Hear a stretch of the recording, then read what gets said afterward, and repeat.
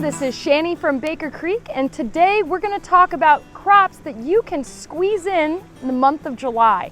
Maybe you found that your early spring planting, things have started to peter out by July.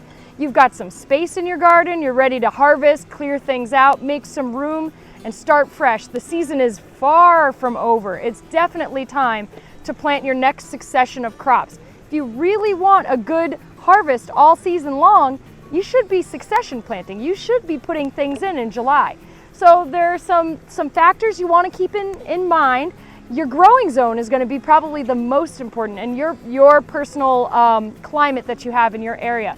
We're here in the Missouri Ozarks. Our zone is a zone 6. What I'm going to be talking about today is most applicable to zones between zones 5 and zone 7.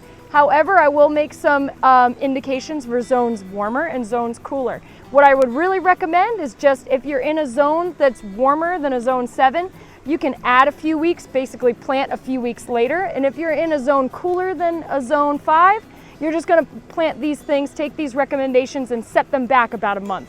You're just going to have a shorter growing season up north, zones cooler than 5, and you're going to have a longer growing season, zones warmer than 7. So apply it in that way. If you ever have any more specific questions, please send an email to seeds@rareseeds.com, attention horticulture, and we'd be happy to give you some more specific answers. But basically, we're going to be talking about what you can still get in the ground for the month of July, especially later July, because that's around the time that we're planting right now. So without further ado, let's get to our list. This is our top 10 favorite plants to get in the ground in late July. So let's talk about edible ornamentals for the later season garden. Basil. Let's try a basil that has incredible culinary properties as well as edible ornamental properties. We want to put something in the landscape that looks nice but is also applicable in the kitchen. Dark purple opal is absolutely a winner. It's got that really nice Italian basil flavor. You can make your late season, your fall harvest pestos and your pastas and things like that, but it also looks fantastic in the landscape. And another bonus is it's actually packed with antioxidants, anthocyanin, the purple hued antioxidant. So look at those beautiful dark purple leaves. This is a really nice way to add color to the fall landscape, to bring that fresh basil flavor. You're going to have a lot of tomatoes left over at the end of your season, and you're probably going to be making sauces or canning them. Don't forget to have some basil left over. Your early season basil might be petered out by then. It may have gone to get bitter. So get another succession of basil going. Consider inviting this dramatic purple tone into your edible landscaping for the later season. And don't forget, it's going to bring you incredible medicinal benefits. Plus, it just smells fantastic. Now is the perfect time to start another succession of beans. Try Dragon's Tongue bean. This is my favorite variety. It's just got really good crunch and snap. It's really good for pickling, so when you get a huge harvest at the end of the season, you can just do a huge pickling party. I like to throw pickle parties. Who knows, why not? So try this one for pickling, use it for fresh eating. It's absolutely not too late to get this one in now. If you find yourself having a cleared spot in the garden, go ahead and give Dragon's Tongue beans a try. So I want to demystify what has been typically regarded as a difficult crop to grow, cauliflower. It doesn't have to be. Actually, right now, if you start your cauliflower now in a protected indoor area that's a bit cooler and you transplant it out to the garden and it's maturing in the fall, you're going to find a beautiful harvest of cauliflower. And you're going to find that it's actually easier than you may have thought. When you try to get cauliflower to mature in the high summer months, it's going to get attacked by bugs.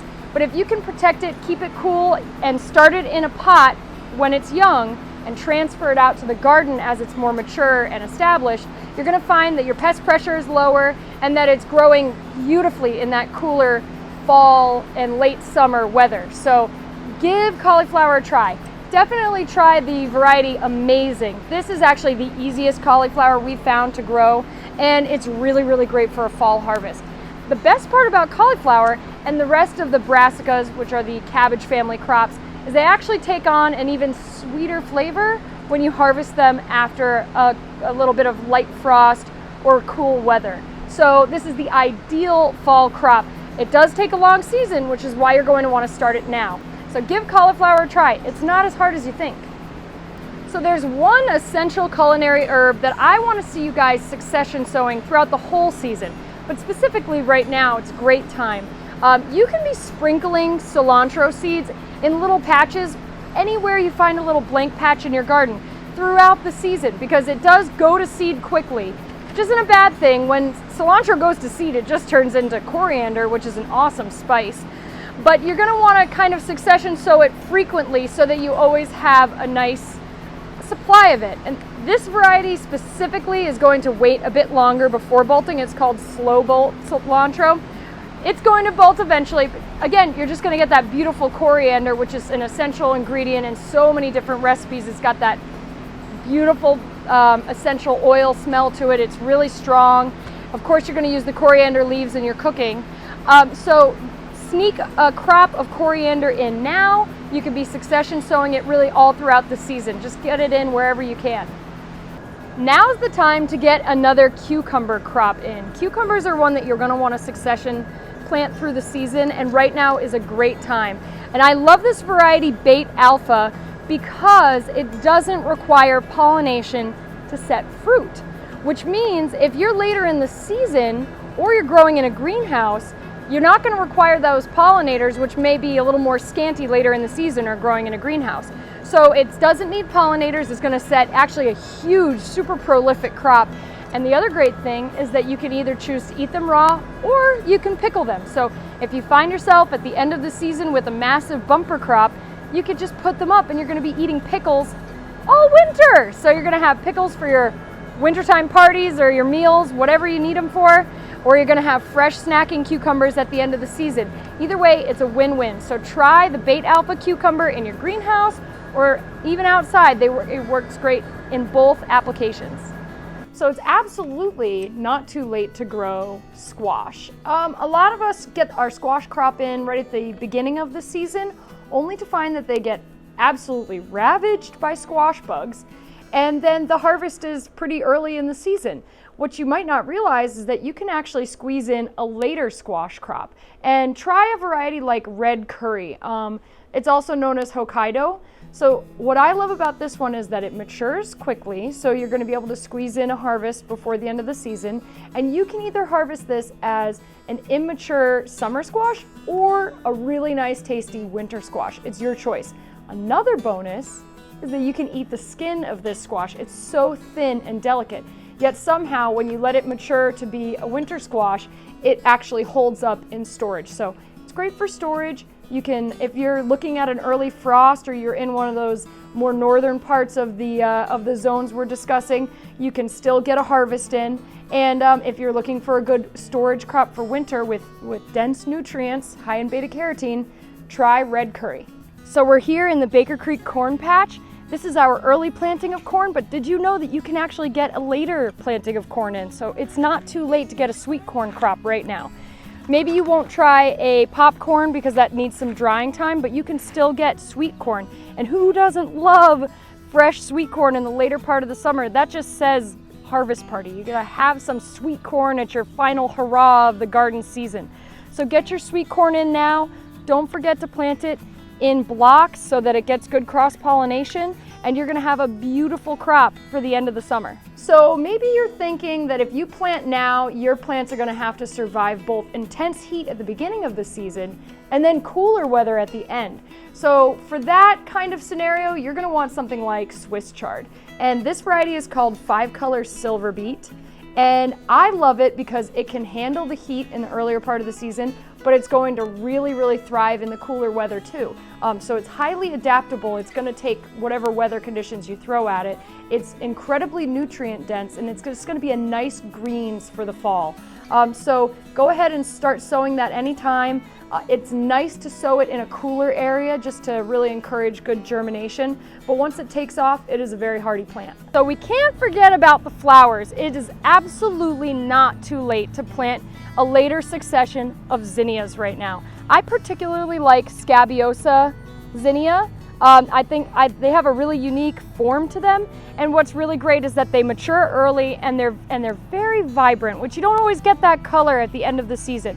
Something else you'll notice is that flowers take on a really fantastic color change as the autumn sun sets in. So you're gonna see some really beautiful color changes. You wanna just get more color into the garden for the later part of the season. So definitely give zinnias a try, and they're going to feed your pollinators like crazy, which is so essential. So we've got our mature early sunflower crop. It's starting to finish off. Did you know that you could actually put sunflowers in the ground still? It's absolutely not too late to get a sunflower crop in right now. And the bonus of doing a late season sunflower crop is you can choose to either leave the heads in the garden to feed the birds over the winter. That's actually an incredible source of nutrition for birds over the winter.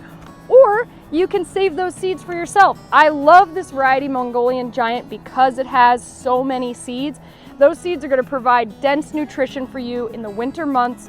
They keep really nicely. It's just an all-around beautiful, it's an edible ornamental. You're getting the beauty of a sunflower, those beautiful giant heads, and then you're getting a nice nutritious crop afterwards. So it's just a bonus, and it really says fall. Those beautiful yellow drenched colors in the landscape just look fantastic. Here's number 11. This one's a bonus for you guys. In the warmer parts of the zones we're talking about, you can probably grow any watermelon, but if you're trying to squeeze in one last watermelon crop in July, your best bet is going to be Sugar Baby Bush. It's also great for container gardening or small spaces, so maybe you only could afford to clear out a small space in your garden. Squeeze a few of these plants in there if you can. They're going to mature early, and you're going to get a nice bonus at the end of the season, a sweet, delicious, refreshing watermelon for that Indian summer you might just get. And we've actually been harvesting our earlier watermelons here at the Baker Creek Garden. So let's check out this one's. Wow. Okay, so it was definitely ready. It just bursted open like that. So this is a yellow fleshed variety. Oh my goodness. We've been testing out lots of different yellow fleshed types. I'm gonna just take the heart right out because that's my favorite part.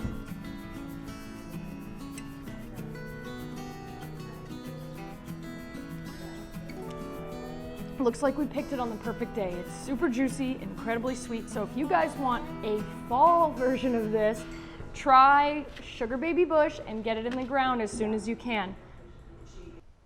So there you have it. There's your 10 plus 1 bonus. Best crops to plant in July, and specifically late July. So be sure to check us out on the rareseeds.com website,